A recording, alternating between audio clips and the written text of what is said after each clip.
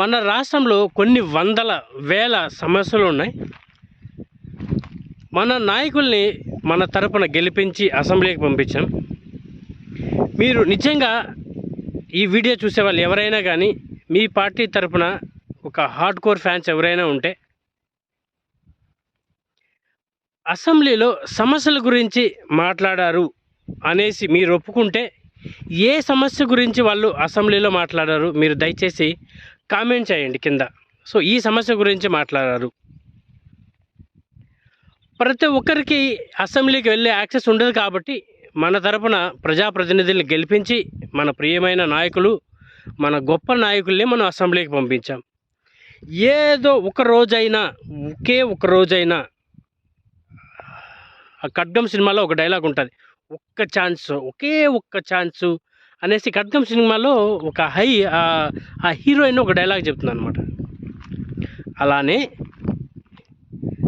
మన అందరి నాయకుల్ని మన ప్రియమైన నాయకుల్ని మనం ప్రేమతో గెలిపించి పంపించినప్పుడు మన అసెంబ్లీలో మన సమస్యల గురించి ఒకే ఒక రోజు ఈ సమస్య మీద వాళ్ళు మాట్లాడిన దాఖలాలు ఏమైనా ఉన్నాయా?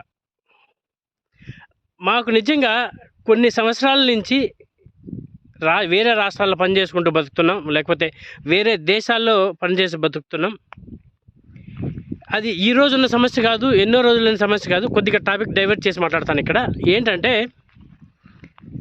మన రాష్ట్రంలో అభివృద్ధి జరుగుతుంది అనేసి చాలామంది చెప్పుకొస్తున్నారు కదా. మన రాష్ట్రంలో అభివృద్ధి జరుగుతూ ఉంటే అది ఒక 5 ఏళ్లలోనో లేకపోతే కొన్ని రీసెంట్గా కాదు నేను చెప్పేది, ఒక పెద్ద స్టోరీ అనమాట ఇది. ఈ పెద్ద స్టోరీ గురించి మాట్లాడుకుందాం. యుఎస్కి చాలామంది వెళ్తూ అక్కడ ఉద్యోగం అనే వేటలో చాలామంది చనిపోతున్నారు. దీని గురించి ఏ నాయకుడు కానీ ఎవరే కానీ మాట్లాడరు.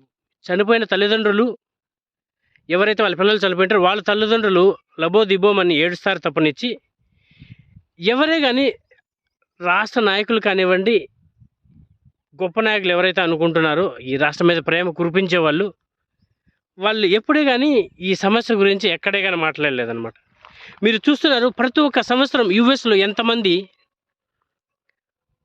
ఈ కాల్పుల్లో చాలామంది చనిపోతున్నారు. ఈ విద్యార్థులు కాల్పులు కానివ్వండి, లేకపోతే కానీ ఎవరు అన్నోన్ పర్సన్స్ తెలియని వాళ్ళు ఈ షూట్అవుట్ చేసి చాలామంది చనిపోతున్నారు. యుఎస్లో కానివ్వండి, ఆస్ట్రేలియాలో కానివ్వండి, ఇలా న్యూస్ వస్తూనే ఉంటాయి. ఇలా ఇప్పుడు సపోజ్ చూస్తే హైదరాబాద్లో కానీ, చెన్నైలో కానీ, బెంగళూరులో కానీ కొన్ని లక్షల మంది మన ఆంధ్ర వాళ్ళు ఉన్నారనమాట. మీరు నిజంగా మన రాష్ట్రంలో ఇంత అభివృద్ధి జరుగుతూ ఉంటే, నేను చెప్తున్నాను ఈ 5 సంవత్సరాల నుంచి కాదు, కొన్ని సంవత్సరాల నుంచి మన రాష్ట్రంలో అభివృద్ధి జరుగుతూ ఉంటే ఇంతమంది ఈ విదేశాల్లో కానివ్వండి, ఈ వేరే రాష్ట్రాలకి వలస వెళ్ళాల్సిన అవసరం ఎందుకుందండి? ఇప్పటికి కూడా నాకు తెలిసిన చాలామంది కువైట్కు, సౌదీ అరేబియాకు, లేకపోతే వేరే అరబ్ కంట్రీస్ కానివ్వండి వెళ్ళి వలస వెళ్తున్నారు. మన రాష్ట్రంలో నిజంగా అభివృద్ధి జరుగుతుంటే, మన రాష్ట్రంలో నిజంగా ఎంప్లాయ్మెంట్ ఉంటే ఇంతమంది వేరే దేశాలకు వెళ్ళాల్సిన అవసరం ఏముంది?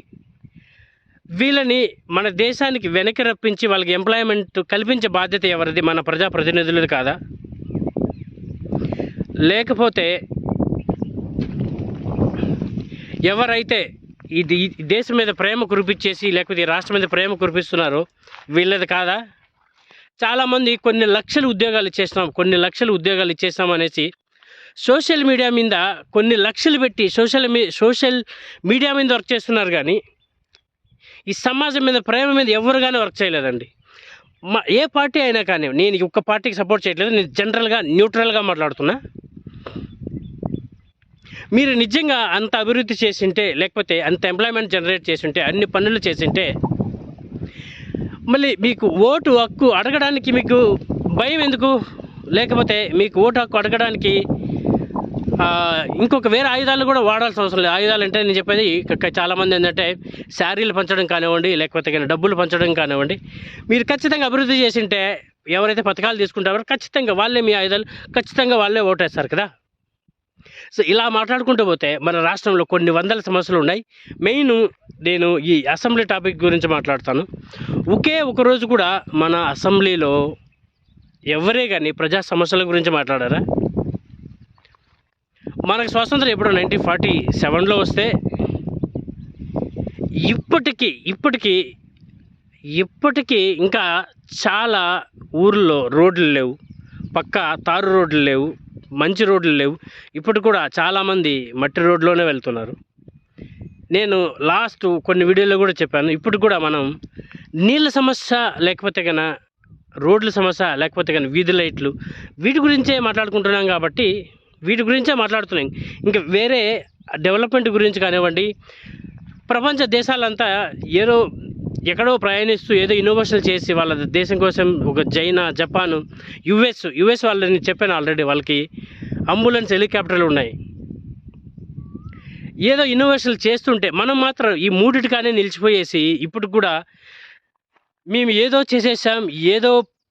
చేసేస్తున్నాం అనేసి ఈ సోషల్ మీడియాలో ఎలివేషన్లు ఇస్తున్నారు తప్ప రియాలిటీలో చేసింది అయితే ఏదైనా ఉంటే చూపించండి. ఇన్ ద సెన్స్ జనాలకు వాళ్ళకి దృష్టిలో వెళితే ఖచ్చితంగా వాళ్ళే ఓట్లు వేస్తారు అనేసి నేను చెప్తున్నా. ఖచ్చితంగా మన రాష్ట్రం ఒకప్పుడు 5th ప్లేస్లో ఉండింది. నేను ఎప్పుడో చిన్నప్పుడు చదివేటప్పుడు డెవలప్మెంట్లో 5th ప్లేస్లో ఉండింది అనేసి చెప్పేవాళ్ళు. ఇప్పుడు ఏ ప్లేస్లో ఉందో తెలియదు. అన్ని పార్టీల వాళ్ళు కూడా సోషల్ మీడియాలో మేము ఇన్ని లక్షల ఉద్యోగాలు ఇచ్చాం, మేము ఇంత చేసాం, ఇన్ని పోర్టులు తెచ్చాం, లేకపోతే కన్నా ఇన్ని చేసాం, ఇన్ని చేసాం అనేసి అని సోషల్ మీడియాలో గొప్పలు చెప్పుకుంటూ సోషల్ మీడియా కోసమే కొన్ని లక్షల కోట్లు పెట్టి వాళ్ళ పార్టీని వాళ్ళు ప్రచారం చేసుకుంటున్నారు తప్ప ఒక పేదవాడి గొంతు కానీ, ఒక పేదవాడికి ఏం అవసరం కావాలి, ఒక పేదవాడికి ఏం కావాలి, ఒక ఉచిత పథకాలు ఇచ్చే బదులు ప్రతి ఒక్క ఇంటికి ఉద్యోగం కల్పించండి. ఎవరికైనా సరే ఒక ఉద్యోగం కల్పించండి. ఖచ్చితంగా మీ పార్టీని, ఏ పార్టీ అయితే మీరు గొప్పలు చెప్పుకుంటున్నారో ఆ పార్టీని ఖచ్చితంగా కొన్ని సంవత్సరాలైనా వాళ్ళు మర్చిపోరు. ఒక ఇంటికి మంచి జరిగితే ఖచ్చితంగా ఆ పార్టీ వాళ్ళు కొన్ని సంవత్సరాలైనా మర్చిపోరు. ఇది వదిలేసి సోషల్ మీడియా కోసం కొన్ని లక్షల కోట్లు పెట్టి, నేను జనరల్గా ఒక మనిషిగా, ఒక ఆంధ్రప్రదేశ్ మీద, రాష్ట్రం మీద ఉన్న ప్రేమ ఉన్న వ్యక్తిగా నేను మాట్లాడుతుంటా. ఒక నాయకుడు వచ్చినప్పుడు, ఒక ఎమ్మెల్యేనో ఎంపీ వచ్చినప్పుడు కొన్ని లక్షల బ్యానర్లు కడతాడు. మంచిదే, నేను కాదనట్లేదు, కట్టుకోండి. లేకపోతే ఒక ఎమ్మెల్యే మీట్ అయినప్పుడు, లేకపోతే ఇంకో వ్యక్తి మీటినప్పుడు కొన్ని లక్షల పూలమాలలు వేయడం కానివ్వండి, బుక్కలు ఇవ్వడం కానివ్వండి, లేకపోతే కన్నా ఏమంటారు దాన్ని, శాలువాలు దుప్పట్లు కప్పడం కానివ్వండి. ఒక నాయకుని నాకు తెలిసి ఎన్ని కోట్లు అయితే మనం వేస్ట్ చేస్తున్నామో ఈ శాలువాలు, దుప్పట్లు, బ్యానర్లు, హోర్డింగ్లు, ఫ్లెక్సీలు అనేసి వీటన్నిటిని ఏదో డబ్బులు వేస్ట్ చేస్తామో ఒక పథకానికి పెట్టడమో, లేకపోతే కన్నా ఒక పేదవాడికి పెట్టడమో, లేకపోతే కన్నా ఒక అభివృద్ధి పథకం మీద పెడితే మన రాష్ట్రము బాగుపడుతుంది అనేసి ఒక రాష్ట్రం మీద ఉన్న ఒక అభిమానిగా, రాష్ట్రం మీద ఉన్న ప్రేమతో చెప్తున్నాను.